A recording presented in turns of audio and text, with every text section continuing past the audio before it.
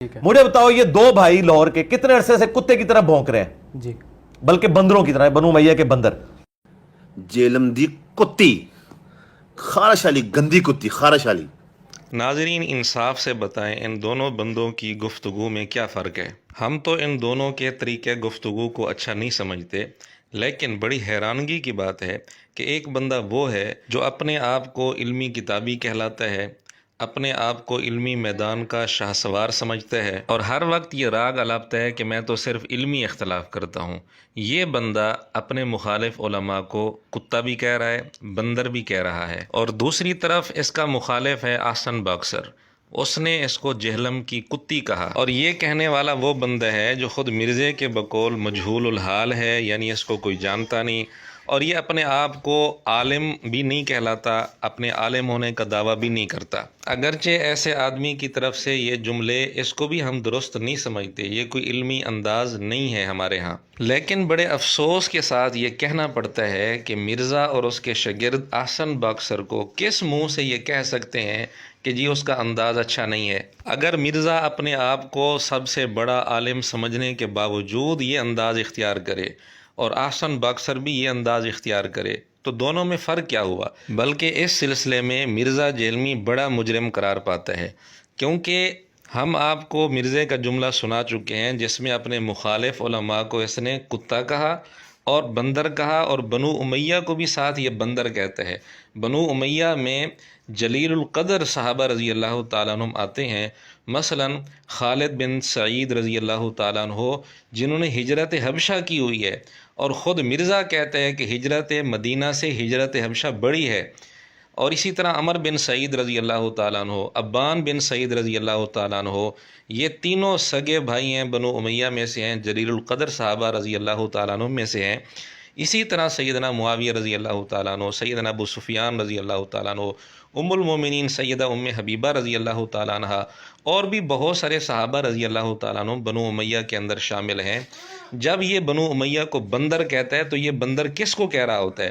پھر مرزا یہ بھی خود مانتا ہے کہ جی جب میں بنو امیہ کا لفظ بولتا ہوں تو میری مراد سیدنا عثمان رضی اللہ تعالیٰ عنہ اور عمر بن عبدالعزیز رحمۃ اللہ علیہ نہیں ہوتے. یعنی اس کا مطلب یہ ہوا کہ ان دو شخصیات کے علاوہ سارے لوگوں کو اس نے بندر کہا ہے، نعوذ باللہ، اور بندر بھی کہا ہے حدیث پر جھوٹ بول کر کہ جی حدیث میں آتا ہے حضور علیہ الصلوۃ والسلام نے بنو امیہ کو بندر کہا، حالانکہ کسی حدیث میں بنو امیہ کو بندر نہیں کہا گیا. یہ خالصتاً مرزے کا جھوٹ ہے.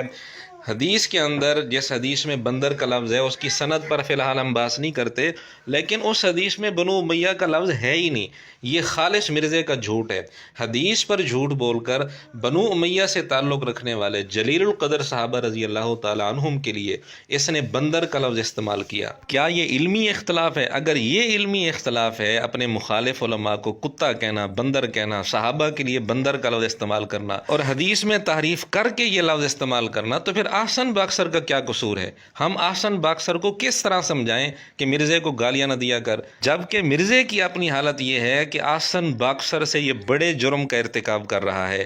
احسن باکسر نے کسی صحابی کے متعلق تو نہیں کہا، اس نے صحابہ رضی اللہ تعالیٰ عنہ کے لیے بندر کا لفظ استعمال کیا ہے. اور پھر وہ ایک عام آدمی ہے، جبکہ مرزا اپنے آپ کو علمی میدان میں سب سے آگے سمجھتا ہے. تو اب خود انصاف سے بتائیں کہ بڑا مجرم کون ہے؟ اور پھر مرزے نے اپنے مخالف علماء کو صرف کتا اور بندر نہیں کہا، بلکہ شیطان بھی کہا، دجال بھی کہا، گدھا بھی کہا. وہ جی ہم فتنے میں مبتلا نہ ہو جائے. سرکار دجال سے بڑے فتنے میں تو آپ پھنسے ہوئے ہیں پہلے ہی. یہ جو دجال ممبروں پہ چڑھ کے آپ کو اللہ رسول سے دور کر رہے ہیں اپنی داڑھی اور پگڑیوں سے دھوکہ دے کے، اس فتنے کا مقابلہ کس نے کرنا ہے؟ قرآن کو کوئی آگ نہیں لگا سکتا، دنیا سے ختم نہیں کر سکتا. اصل جو چور چھپا ہوا ہے نا وہ تیرے اندر چھپا ہوا ہے. جو یہ علماء ہے شیاطین، جنات اور انسانوں میں سے شیاطین. انہو یراکم، بے شک وہ تو دیکھتا ہے تمہیں، ہوا وقبیلہ، وہ بھی اور اس کی پورا کنبہ، من حیث لا ترونہم، وہاں سے جہاں تم نہیں اسے دیکھتے. ظاہر ہے جنات ہمیں نظر تو نہیں آتے جب تک کہ کوئی ایسے خاص جن جو انسانی شکل میں نہ آ جائیں، جو اکثر جمعے کے خطبوں میں ممبروں پہ نظر آتے ہیں آپ کو. اس کے علاوہ تو آپ کو شیاطین نظر نہیں آ سکتے. جی ناظرین سن لیا آپ نے، یہ ہے اس کا علمی اختلاف.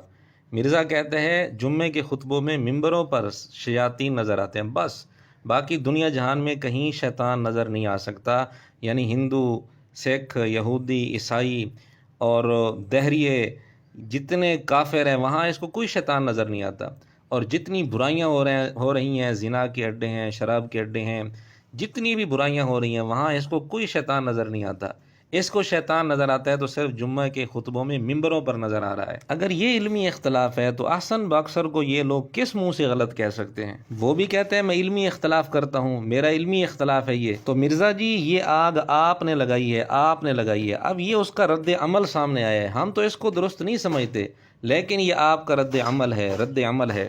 لہٰذا وہ علماء جن کے شوکیسوں میں کتابیں رکھی ہوئی ہیں استفادہ نہیں کرتے تو وہ گدھے کی مثال۔ بلکہ مرزے نے حد کر دی، بالکل بے بنیاد روایات کا سہارا لے کر اس نے صحابہ کے لیے کتے اور گدھے کا لفظ استعمال کیا ہے۔ ابو موسیٰ اشعری جو ہیں وہ تو ممبر پہ چڑھ کے انہوں نے یہ بات کر دی، ہمارے نزدیک تو بالکل غلط فیصلہ تھا۔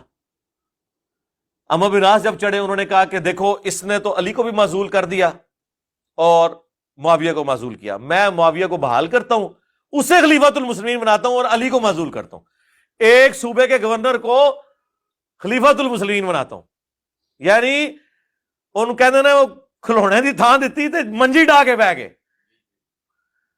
تو ابو موسیٰ اشعری جو ہے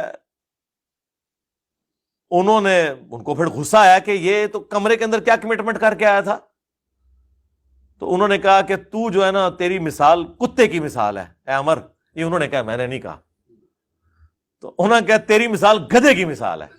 جی مرزے نے جو یہ واقعہ سنایا ہے بالکل بے بنیاد ہے، اس کا دنیا جہان کی کسی کتاب میں صحیح سند کے ساتھ کوئی ثبوت نہیں ہے۔ اس من گھڑت جھوٹی اور جعلی روایت کا سہارا لے کر مرزے نے صحابہ کے لیے کتے اور گدھے کا لفظ استعمال کیا۔ اب آپ خود انصاف سے بتائیں بڑا مجرم کون ہے، مرزا جیلمی یا احسن باکسر؟ جب مرزا اپنے مخالف علماء کو کتا، بندر، گدھا، دجال، شیطان اور صحابہ رضی اللہ تعالیٰ عنہم کے لیے بندر کا لفظ استعمال کرتا ہے، کتے اور گدھے کا لفظ استعمال کرتا ہے بے بنیاد روایات کا سہارا لے کر، تو اس کے شاگرد خوش ہو رہے ہوتے ہیں، کبھی اس کے شاگردوں نے اس پر اعتراض نہیں کیا، لیکن جب احسن باکسر یہی زبان مرزے کے لیے استعمال کرتا ہے تو ان کی چیخیں اٹھتی ہیں، ان کو تکلیف شروع ہو جاتی ہے، یہ دوہرا معیار کیوں ہے؟ آخر میں ہم مرزے سے پھر گزارش کریں گے علماء کے لیے اور بالخصوص صحابہ رضی اللہ تعالیٰ عنہم کے لیے یہ گھٹیا انداز چھوڑ دو، اور اگر مرزا اپنے اس گھٹیا انداز سے باز نہیں آتا تو مرزے اور اس کے شاگردوں کو احسن باکسر جیسے لوگوں پر اعتراض کرتے وقت ڈوب کے مر جانا چاہیے۔ اور ناظرین یہ تو ابھی ہم نے چند ایک نمونے مرزے کے گھٹیا انداز کے پیش کیے ہیں، ورنہ اس طرح کے بہت سارے نمونے موجود ہیں۔ چلیں ایک اور نمونہ ہم آپ کے سامنے پیش کر دیتے ہیں۔ سیدنا معاویہ رضی اللہ تعالیٰ عنہ کے لیے اس نے انتہائی گھٹیا جملے استعمال کیے ہیں، مثلا اس کا ایک جملہ سن لیں۔ مسند احمد میں یہ ہے، عمر بن عاص گھبرائے ہوئے آئے اور حضرت معاویہ سے کہا کہ دیکھو عمار قتل ہو گیا اور رسول اللہ نے فرمایا تھا صلی اللہ علیہ وآلہ وسلم عمار کو باغی جماعت قتل کرے گی، تو انہوں نے کہا تم اونٹ کی طرح اپنے پیشاب میں پھسل رہے ہو، لوگوں کو خود یہ بات بتا رہے ہو، یہ بات نہ بتاؤ، ہم نے قتل کیا ہے، اس کو تو علی اس کے ساتھیوں نے قتل کر دیا کہ لا کے ہمارے نیزوں کے آگے پھینک دیا، اندازہ کرو، ایتھو کان پھڑیا جا کے، کان بھی نہیں کوئی اور شاہی پڑی، کان بھی نہیں کوئی اور شاہی پڑی، کان بھی نہیں کوئی اور شاہی پڑی۔ جی ناظرین یہ روایت صحیح ہے، یعنی اس پر علماء بحث کر چکے ہیں، وہ ایک الگ بات ہے، لیکن آخر میں مرزے نے سیدنا معاویہ رضی اللہ عنہ کے لیے جو جملہ استعمال کیا ہے دبی زبان میں، مرزے نے سیدنا معاویہ رضی اللہ عنہ کے لیے جو لفظ بولا ہے دبی زبان میں، وہی لفظ واضح کر کے احسن باکسر نے مرزے کے لیے اور اس کے ماں باپ کے لیے استعمال کر دیا۔ ہم پھر بھی یہ کہتے ہیں کہ احسن باکسر کو ایسا نہیں کرنا چاہیے تھا، لیکن مرزے کو بھی تو سوچنا چاہیے کہ ایک صحابی رسول کے لیے کتنی گھٹیا لینگویج استعمال کر رہا ہے۔ اب انصاف سے بتائیں ان دونوں میں سے بڑا مجرم کون ہے؟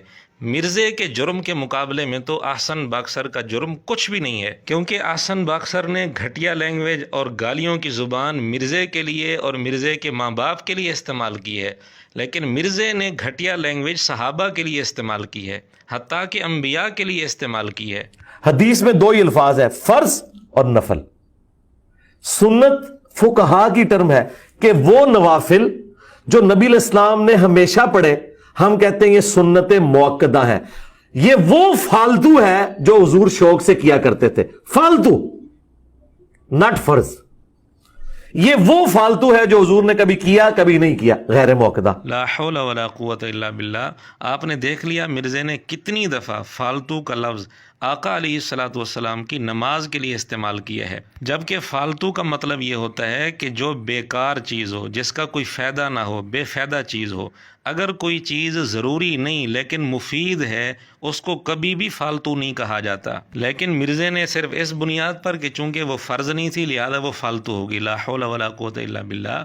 جو چیز ضروری نہ ہو لیکن مفید ہو، فائدہ مند ہو، کبھی بھی کوئی بھی اس کو فالتو نہیں کہتا. تو آقا علیہ الصلاۃ والسلام کی نماز کیسے فالتو ہو سکتی ہے؟ نعوذ باللہ. اگر پھر بھی کسی کو یقین نہیں آتا تو اردو لغت اٹھا کر دیکھ لے. فالتو کا معنی ہے ضرورت سے زائد، فضول، بیکار، نکمی چیز. تو فالتو وہ چیز ہوتی ہے جو ضروری بھی نہ ہو اور فائدہ بھی اس کا نہ ہو، فضول ہو، بیکار اور نکمی ہو. آقا علیہ الصلاۃ والسلام کی نماز کے لیے یہ لفظ استعمال کرنا، یہ کوئی ستھری لینگویج ہے؟ یہ مہذب لینگویج ہے؟